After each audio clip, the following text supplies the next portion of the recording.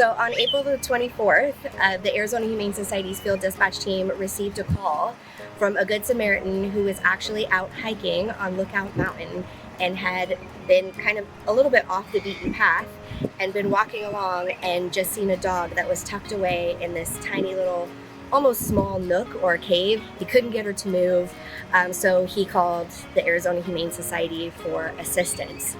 It actually happened to be a really crazy day in the field. Our call volume is already through the roof. So myself and my director, Tracy Miller, pulled the last remaining vehicle in the fleet, and we went out to Lookout Mountain, and this Good Samaritan waited probably almost 2 hours. And then we found this incredible dog who incidentally is literally the same color as the dirt. She blends in so much. The complainant told us that he wanted to call her Bright Eyes because when he hiked past her, that was literally the only thing he saw was her amber bright eyes staring back at him. She was really sweet and letting me pet her head, but she absolutely did not want to come out of that den. So kind of had to just sort of pull her out.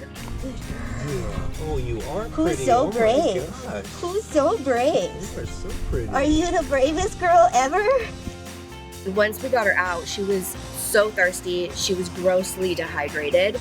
We gave her some water from our water bottles that we brought. She could walk, but she actually had a little bit of torn paw pads on her 2 front feet, and she had a laceration on her hind end, and honestly, she was too weak. She just did not want to walk at all. So we did kind of a funky, crazy, hold her like a baby sort of situation, and she actually really just relaxed and seemed to enjoy being carried down the mountain.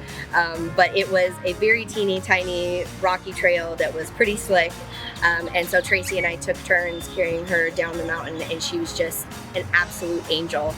She knew we were getting her to safety, and then we got her into our trauma hospital at the Arizona Humane Society.